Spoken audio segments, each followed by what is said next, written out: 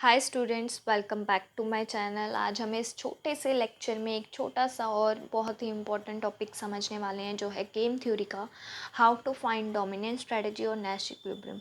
आपको UGC NET economics में ऐसे क्वेश्चंस बहुत बार आते हैं कि आप इस पे ऑफ मैट्रिक्स में से निकालिए किस प्लेयर का डोमिनेंट स्ट्रेटजी है और किस प्लेयर का डोमिनेंट स्ट्रेटजी नहीं है, और कहाँ पे कौन से ऐसे पॉइंट्स हैं जहाँ पे नैश इक्विलिब्रियम मिलता है। तो ये सब चीज़ें आपसे पूछी जाती हैं। सबसे पहले ये करने से पहले आपको मतलब पता होना चाहिए कि हमारा डोमिनेंट स्ट्रेटजी होता क्या है।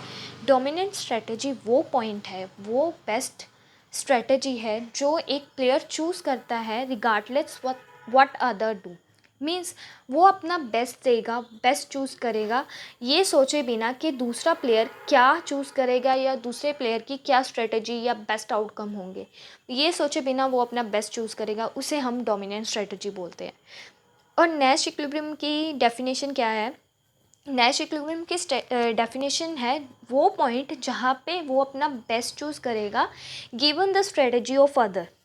मतलब दूसरे की स्ट्रेटजी उसे गिवन होगी, उसे पता होगी, फिर भी वो अपना बेस्ट चूज़ करेगा, उसे हम बोलेंगे नैश इक्विलिब्रियम। सो इसे अगर हम प्रैक्टिकली समझेंगे तो हमें ज़्यादा क्लियर होगा।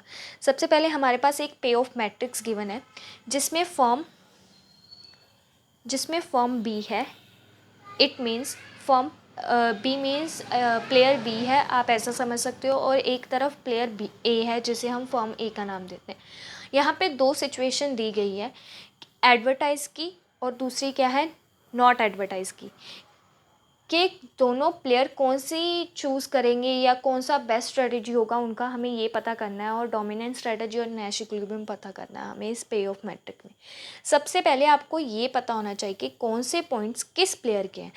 अगर हम पहले हम ऐसा करते होते थे ना, कि जब हम ग्राफ प्लॉट करते थे कि ये दो पॉइंट है 2 और 5, इसे हम ग्राफ पे प्लॉट करते थे, तो पहले वाला हम एक्स लेते थे, दूसरे वाला वाई लेते थे। यहाँ पे भी ऐसा ही है, पहले वाला किसका होगा, पहले वाला फर्स्ट प्लेयर का होगा, और सेकंड वाला पॉइंट किसका होगा, सेकंड प्लेयर का होगा। फॉर एग्जांपल यहाँ पे अगर 2 और 3 है तो पहले वाला किसका होगा, ए का होगा, फॉर्म ए का, और 3 किसका होगा, फॉर्म बी का।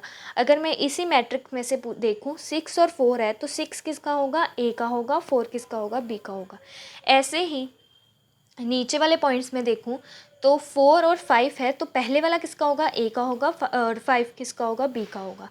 आई होप आपको ये पॉइंट्स क्लियर हो गए होंगे। पहले वाला हमें ए का लेना है, दूसरे वाला हमें बी का लेना है। अब हमें देखना कैसे है, अगर हम ए की स्ट्रेटजी देखना चाह रहे हैं तो हम कैसे देखेंगे, वर्टिकली देखेंगे। अगर हम बी की देखना चाह रहे हैं तो हम हॉरिजॉन्टल देखेंगे। मैं इसको आपको बता देती हूँ, एक मिनट। अब मैं पेन अलग यूज़ करके आपको अच्छे से क्लियर होगा। देखो, अगर हमें ए का देखना है तो हम वर्टिकली देखेंगे, वर्टिकली मीन्स कॉलम वाइज देखेंगे। अगर हमें बी का देखना है तो हम कैसे देखेंगे, हॉरिजॉन्टल देखेंगे, ऐसे रो वाइज देखेंगे। तो यहाँ से पता चल रहा है ये जो 6 और 4 है ये है ए के पॉइंट्स, ये 4 और 1 है ये है बी के पॉइंट्स, 5 और 6 है ये बी के पॉइंट्स, बी के पॉइंट्स है, 8 और 7 है ये भी ए के पॉइंट्स है। आई होप आपको पॉइंट्स क्लियर होंगे, और देखना कैसे किसका पॉइंट ये भी आपको क्लियर होगा। अब हम देखते हैं कि फाइंड आउट कैसे करना है डोमिनेंट स्ट्रेटजी और नैश इक्विलिब्रियम। सबसे पहले अगर मैंने ए का देखना है तो मैं बी का देखूँगी, एडवर्टाइज और नॉट एडवर्टाइज वाला। अब देखो, अगर बी एडवर्टाइज कर रहा है, ए के पॉइंट कौन से हैं, 6 और 4, मैक्सिमम कौन सा है 6, तो मैं ए के लिए 6 चूज़ करेगा ए। अगर मैं दूसरी तरफ देखूँ नॉट एडवर्टाइजमेंट में, तो बी ए क्या चूज़ करेगा, 7 और 8 में से 8 चूज़ करेगा। ऐसे ही अगर मैं बी का देखना चाहूँ, बी के लिए मैं कलर और यूज़ कर लेती हूँ, और उसके लिए हम स्क्वायर यूज़ करेंगे।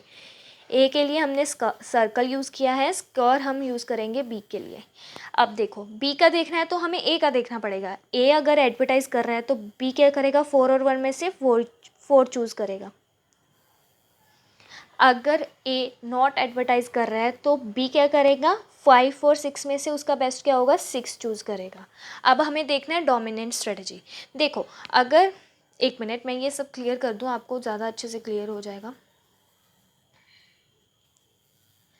अगर मैं ए का देखूं तो ए का क्या था, 6, और ए का क्या था, 6 था और 8 था, है ना। तो अगर बी एडवर्टाइज कर रहा है तो भी ए एडवर्टाइज़ कर रहा है, अगर बी एडवर्टाइज़ नहीं कर रहा तो भी ए एडवर्टाइज़ कर रहा है। मतलब अगर ए के सर्कल एक ही कॉलम में आ जाएंगे, एक ही कॉलम में आ जाएंगे, तो ए की क्या होगी, डोमिनेंट स्ट्रेटजी होगी। डोमिनेंट स्ट्रेटजी का मैंने आपको मतलब बताया कि बी चाहे जो मर्ज़ी करे, चाहे जो मर्ज़ी करे, एडवर्टाइज़ करे, चाहे वो एडवर्टाइज़ नहीं करे, फिर भी ए क्या कर रहा है, ए एडवर्टाइज़ ही कर रहा है। तो ए की क्या है हमारे पास, डोमिनेंट स्ट्रेटजी है। अगर अब मैं बी का देखूं, बी की डोमिनेंट स्ट्रेटजी है या नहीं।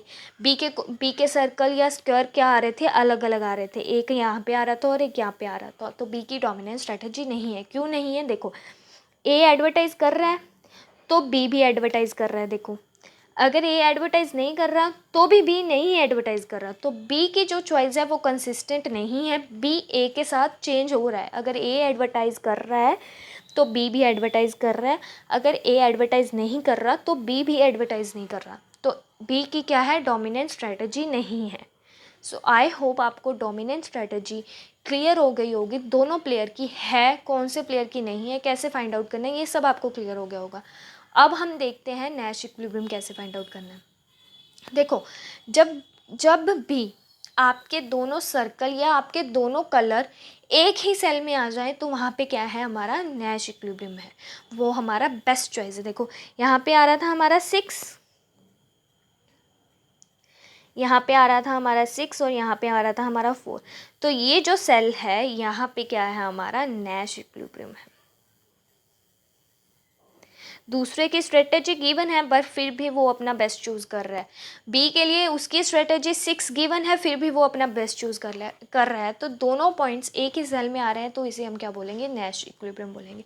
आई होप आप लोगों को ये कॉन्सेप्ट क्लियर हो गया होगा, डोमिनेंट स्ट्रेटेजी और नैश इक्विलिब्रियम। एक बार मैं आपको रिपीट कर देती हूँ। डोमिनेंट स्ट्रेटेजी, आई नो कि ये कन्फ्यूजिंग होता है, बट अगर आप एक बार इस वीडियो को रिपीट करके देखेंगे तो आपको क्लियर हो जाएगा कि कैसे फाइंड आउट करना है।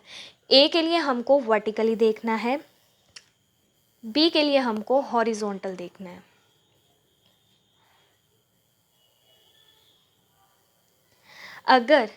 अगर ए एडवर्टाइज़ कर रहा है, अगर बी एडवर्टाइज़ कर रहा है, तो ए क्या कर रहा है, 6 और 4 में इसके उस बेस्ट चॉइस क्या है, 6 है, तो वो एडवर्टाइज़ कर रहा है। अगर बी नहीं एडवर्टाइज़ कर रहा तो ए क्या कर रहा है, 8 और 7 में से उसकी बेस्ट चॉइस क्या है, 8 है। मतलब ए एडवर्टाइज़ कर ही रहा है, चाहे बी एडवर्टाइज़ करे चाहे बी एडवर्टाइज़ ना करे, तो उसकी क्या है, कंसिस्टेंट है चॉइस, वो एडवर्टाइज़ ही कर रहा है, तो ए की क्या है हमारे पास, डोमिनेंट स्ट्रेटजी है। डोमिनेंट स्ट्रेटजी का मतलब क्या है, choose our best option, choose our best strategy regardless what other do, इसे हम बोलते हैं डोमिनेंट स्ट्रेटजी। बी का भी एक बार बता देती हूँ। बी का हमें हॉरिजॉन्टल देखना है, 4 और 1 में से मैक्सिमम क्या है, 4 है। मतलब अगर ए एडवर्टाइज़ कर रहा है, बी भी एडवर्टाइज़ कर रहा है, और 5 और 6 में से उसका मैक्सिमम क्या है, 6 है। मतलब अगर ए एडवर्टाइज़ नहीं कर रहा तो बी भी एडवर्टाइज़ नहीं कर रहा, इसे हम क्या बोलेंगे, उसकी डोमिनेंट स्ट्रेटजी नहीं है, क्योंकि उसकी स्ट्रेटजीज या उसके बेस्ट चॉइसेस कंसिस्टेंट नहीं है। आई होप आप लोगों को ये कॉन्सेप्ट क्लियर हो गया होगा। ऐसे ही क्वेश्चंस यूजीसी नेट में आया था एक बार कि बताओ कौन से प्लेयर की डोमिनेंट स्ट्रेटजी है और कौन से की नहीं है, और नैश इक्विलिब्रियम किस पॉइंट पे है। अब ये दोनों सर्कल एक ही सेल में आ रहे हैं, दोनों कलर एक ही सेल में आ रहे हैं, तो हमारा यहाँ पे क्या होगा, ये येलो कलर वाला हमारा क्या होगा, नैश इक्विलिब्रियम होगा। आई होप आप सबको क्लियर हो गया होगा। नेक्स्ट लेक्चर में हम सैडल पॉइंट के बारे में और वैल्यू ऑफ गेम के बारे में डिस्कस करने वाले हैं। सो मिलते हैं नेक्स्ट लेक्चर में।